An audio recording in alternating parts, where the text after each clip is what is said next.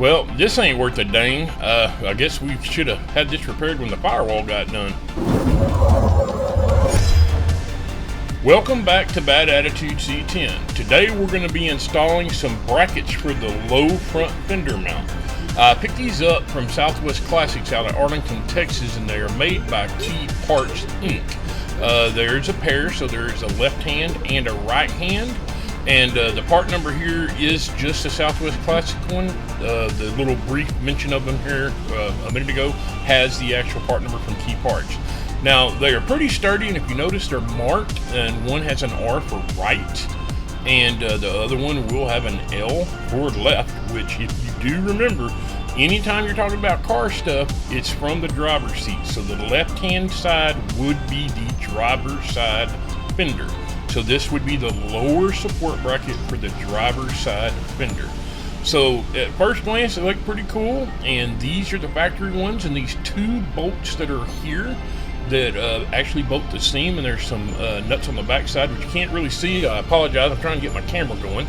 So using a 9/16 deep socket and a 9/16 combination wrench, we're going to go ahead and remove these two bolts. Now, guys, when you're using one of these cordless ratchets, generally, I mean, I see people pull the grip or the handle all the time and think that they're going to bust stuff loose. They're not an impact, it's a ratchet. So before you push the lever, go ahead and make sure the bolt is free and break it free, and then hit the handle. And if it's still snug, continue to do it.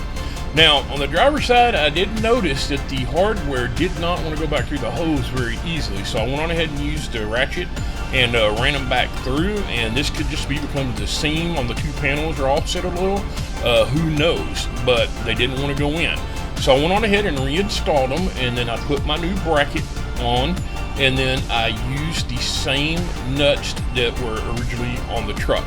Now, I had purchased a brand new bolt kit for the front end of this truck, but seeing how these brackets are actually thicker, I'll need to get longer ones in the future. So what I'm going to do is I'm going to go ahead and put torque seal on these later, and if they do not back out, I won't worry about it. But if they ever do show signs of wanting to loosen up or something, I'll just put some standard 3/8 bolts with nylock nuts on the back side. Now, I did go ahead and since I had to run these through these two pieces of metal, I used the ratchet on both sides, and I made sure it was snug in both directions, because I didn't know if the head of the bolt might have bottomed out on the one lip, and then whenever I snugged it up, you know, it could still actually have been loose. So I double checked it, everything looks good, and you can see how much thicker this material is in this hole. So the hardware and stuff, when I get some touch-up paint in the future, I'll wipe this down and just kind of shoot over it. I really don't care, it's going to be hit by the fender anyway. And again, I couldn't get my light over here because if I got it too close, it would just make everything go wavy. So the light I just lit up is on the actual camera itself, and it's pretty shitty, it sucks. But you can see this, and you'll see it a little better on the other side.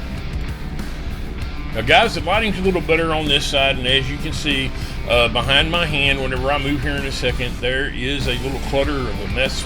I knocked a bag of washers and nuts and machine screws off, and it's hot as hell out here, so I'm just trying to knock this out as quick as I can, and I'll have to clean that up later, but it does look like clutter. So here you can really see the crack. And guys, I mean, I figured that this should have been fixed when I had the firewall replaced, because I mean, I did tell them the firewall needed to be, you know, completely replaced, and they cut all that stuff out when it went to paint. So I don't know how this got through. Now on this side, the good thing is the hardware goes through, and it does not have to be threaded through the two pieces of metal. So that's good news. Now the bracket again, this side has the R, and it's for the right. So from the driver's seat, the passenger side fender would be the right side. So basically it's going to be installed just like the driver's side was, and we will be using this same hardware that was originally on the truck. And again, guys, I know when you watch this, you're going to see it only has about a thread or so coming through the nut itself.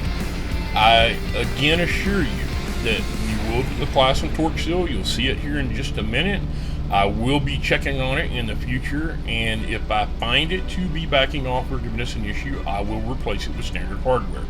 So again, guys, we're going to go ahead and snug this up using the electric ratchet and the wrench, and once it gets pretty snug, we will not use the ratchet as far as the button being depressed. We'll just use the ratchet and the leverage from the handle of it and the wrench to snug everything up. And here in a minute I'll give you a close-up so you can see there are some threads showing through the nuts.